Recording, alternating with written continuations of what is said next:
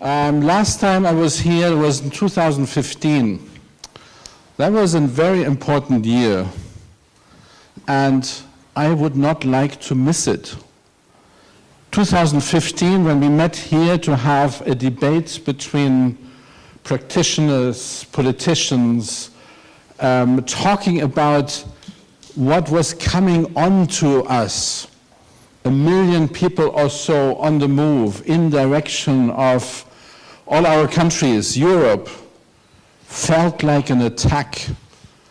Felt like, I was in Austria at the time, the Austrians felt like the Turks, the Ottomans standing again in front of Vienna, something like that. But I would not like to miss that year, because it was a year of change. It was a year which brought to us the real issues of ourselves, of our societies, and what I hope still will remain our Europe. Because until 2015, the discussion about migration was limited about our intra-European migration. The enlargement of the European Union, Bulgarians coming to Germany, Romanians coming to Germany, that was the discussions we had. Polish people and so on and so forth. That whole thing within Europe, that was the only migration link we had. And that was a sleepy discussion. That was not a real emotional discussion. It was not a political discussion. It was just something about whether people should get social benefits or not when they move from one country to the next one. I mean, that is not enough. And it was also not a discussion about the true values of what Europe means. And it was also not a discussion about what aid and solidarity and global responsibilities mean, and our relationship with the global south and with countries and regions we have always been colonizing and exploiting. And so that happened in 2015, a complete yes, exactly, shock therapy. That was exactly the wake-up call. Thank you for whoever did that. The wake-up call needed to get out of this sleepy sort of discussion, boring, I mean, I always say the boring German type intellectual masturbation taking place. That shock therapy, what did it bring to us? It brought us to understanding that our societies have an issue. I mean, at least where I come from, I mean, I'm German, but I never lived in Germany. I'm a happy migrant, by the way. I'm not a desperate migrant. I'm a happy migrant. I lived all over the world in happiness, dealing with misery, that's admitted, but by my own decision. But for instance, my Germany discovered that it has something like poverty. 20% of Germans are at risk of poverty as we speak. 20% of the children going to school don't really have food security in Germany, for God's sake. Second, I grew up in Berlin after obviously during the time there was still a wall. We were, and I was in the 70s, between 8 and 18, between 1970 and 1980. At the time, we were brainwashed as Germans. Never again. Never fascism again. It shall never happen again. Never anything in this direction. We even learned in Latin classes to detect the language of dictators, of being manipulated. That was our education, but it also led to something else. We were brainwashed in the direction of there shall be no nationalism and there shall be Europe as our future. The future of Europe being a peace project. And that has been unfortunately lost as well, because we transformed that into a political and economic expansion. We were trying to capture territory from, I mean, we all know how complicated, and you know that better than I do, how complicated that was. Capture territory from the former, Soviet bloc and so on.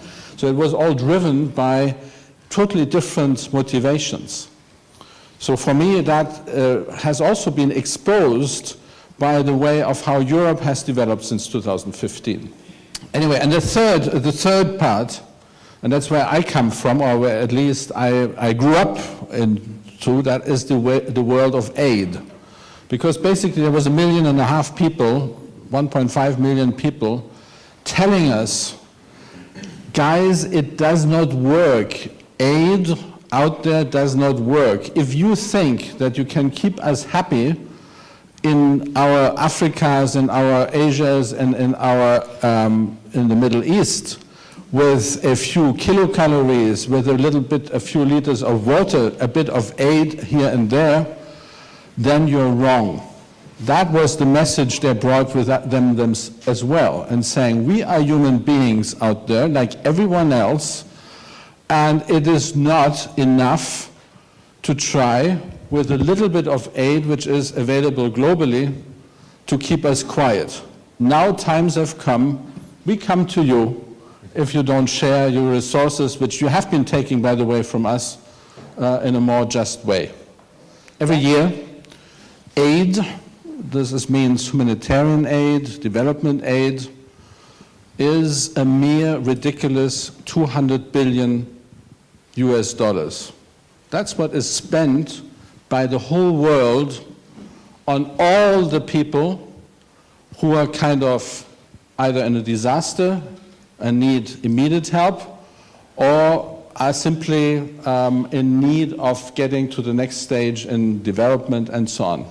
So 200 billion is nothing. Anybody who knows a bit about figures understands that that represents maybe a highway construction project. It represents maybe the balance sheet of, let's say, a medium-sized international corporation, but that is what we collectively only mobilize for all the crises, for all disaster, for all the effects of climate change and so on and so forth, 200 billion.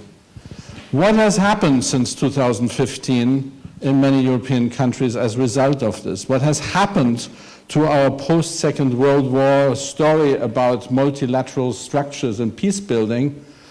Well, the answer is very simple. It's the right, extreme right, populist, nationalist movements and parties which have benefited from it. And there is something, again, scary about it, and there's something which should be mobilizing those who don't believe in that. So I'm just using that opportunity as well to share this. There is an attempt to further create fear before the European elections. Let's not follow that movement. We all agree we should all agree, that we are sitting here because there has been migration in our history.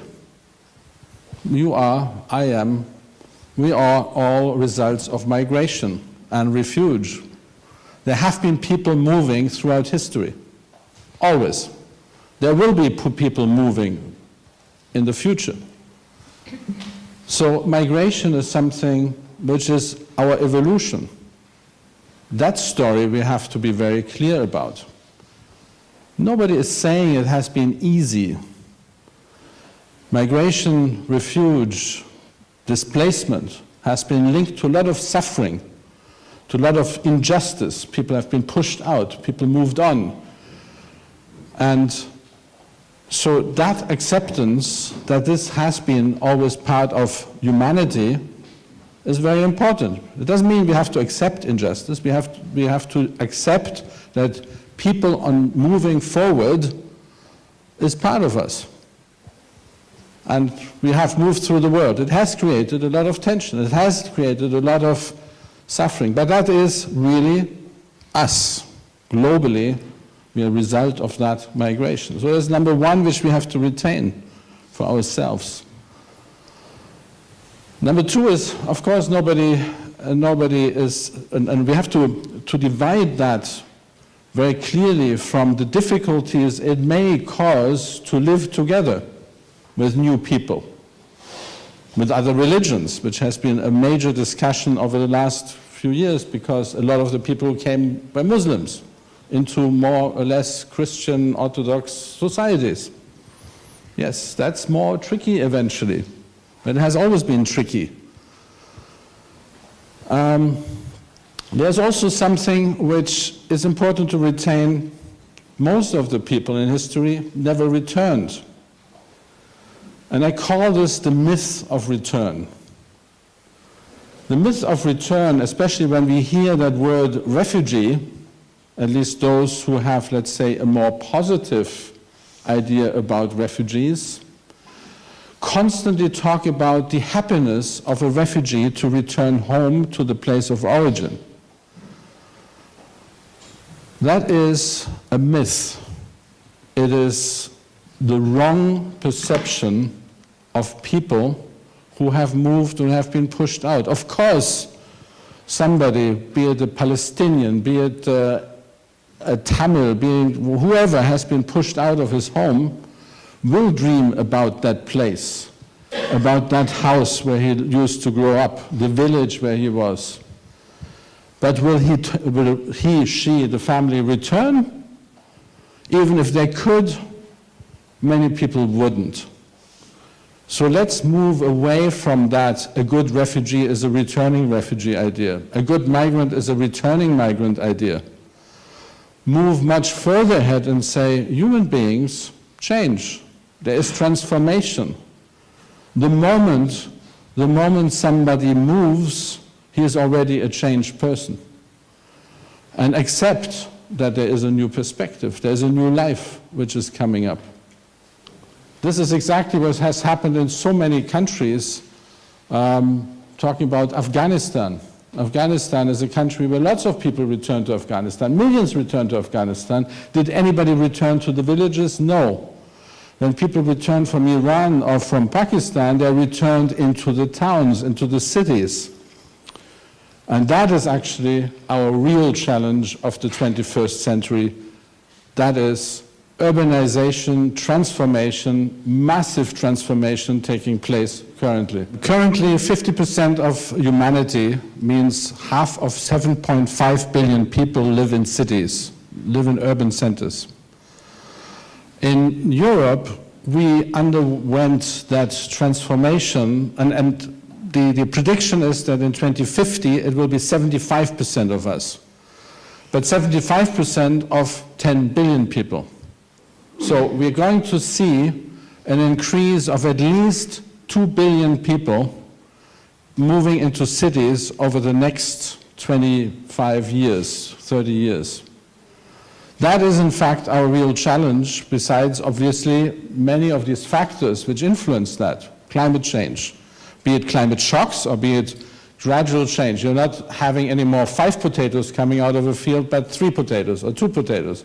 So in the end, at some point you're moving, or the sea level is rising slowly and your house gets flooded more and more often, and so on. So there's a lot of this happening, but it's also because of that. Digitalization, access to information, simply what happened to our own societies, at least in Germany, was sort of in the 19th century, beginning of the 20th. You're not satisfied anymore to hang around in a village where nothing is happening. You want to be part of a modern society. You want to be part of the world. So if anybody has the idea that you keep an African villager back in a village because you're making a water well, or give him five chicken and 10 goats or something, then you're totally wrong. So the real challenge is around that. 2 billion people moving. But what does it mean? 150,000 people every day, somewhere in the world currently moving into a city. 50,000 in Africa every day. And my God, I mean, we're getting into panic because there's 150,000 swimming across the Mediterranean. I mean, give me a break.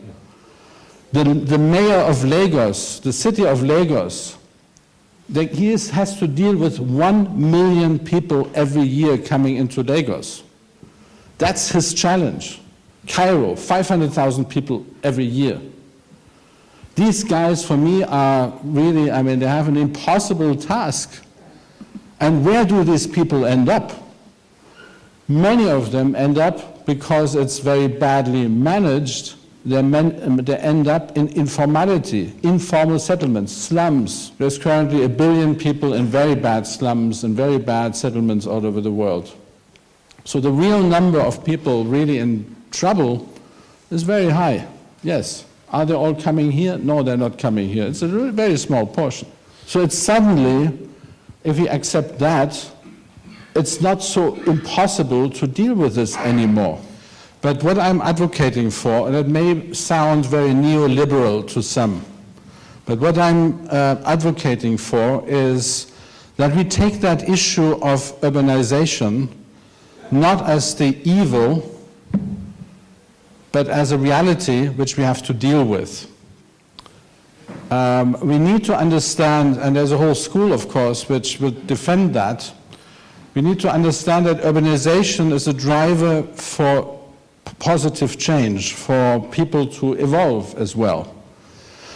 Accept that connectivity, in fact, is our only chance for survival.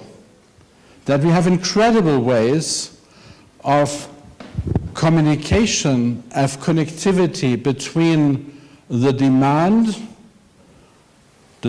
for knowledge, the demand for resources, the demand for solutions, and the supply of solutions.